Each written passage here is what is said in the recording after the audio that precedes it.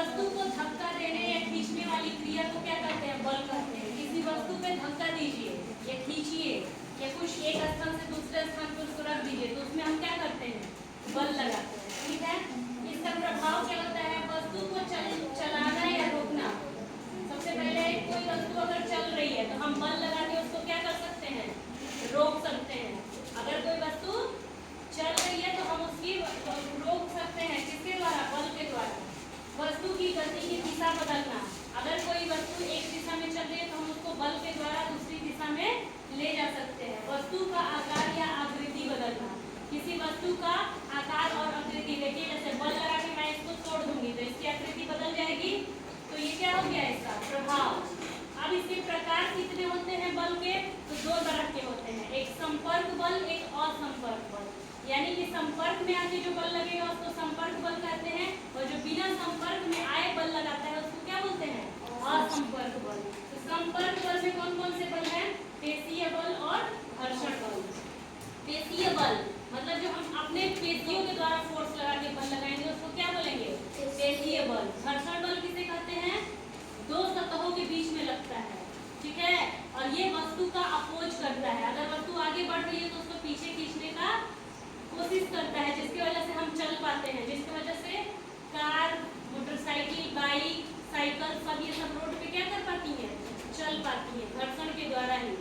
ठीक है, तो ये दोनों संपर्क बल आया। तो संपर्क, ये बल कब लग रहा है? जब किसी दूसरे वस्तु के संपर्क में आ रहा है तो ये बल लग रहा है, इसलिए इसको हम बोलते हैं संपर्क बल। और ये कितने तरह के होते हैं?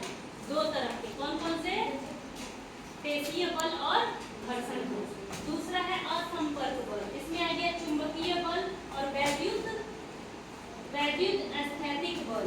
यानी चुंबकीय बल चुंबकों के मध्य लगता है लेकिन ये बिना संपर्क। जब दो चुंबक पास में आते हैं देखिए वो बिना बल पास में आए एक दूसरे को अपने साथ क्या करता है? अट्रैक्ट करता है।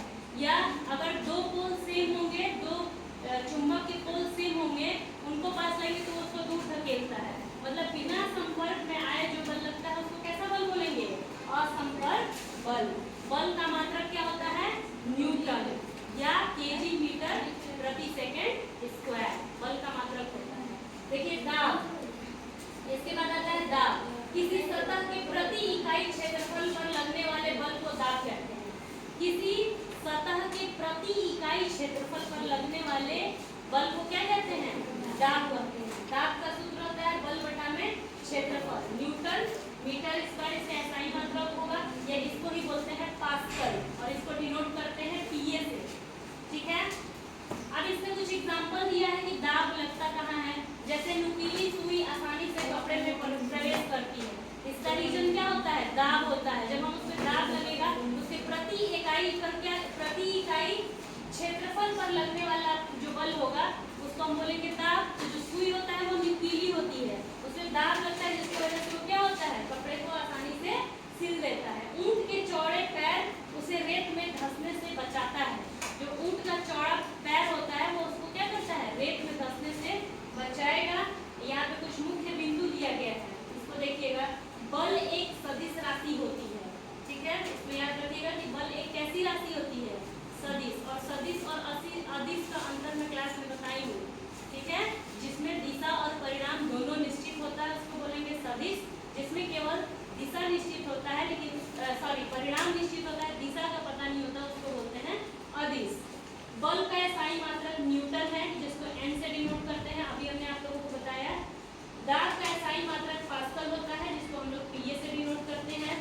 लास्ट में एक पॉइंट दिया है कि कम क्षेत्रफल पर समान बल लगने से दाब अधिक होता है। यानी कि अगर क्षेत्रफल कम होगा तो वहां पे दाब क्या होगा? ज्यादा होगा। ये आप सूत्र से भी देख सकते हैं। ये इनवर्सली प्रोपोर्शनल है। एरिया प्रेशर की क्या है? इनवर्सली प्रोपोर्शनल है। प्रेशर की क्या है? इनवर्सली प्रोपोर्शनल है। एरिया जितना कम होगा दाब उतना ज्यादा लगेगा। दाब जितना ज्यादा होगा यानी वहां एरिया क्या होगी? कम होगी। ठीक है, किसी को कोई दिक्कत?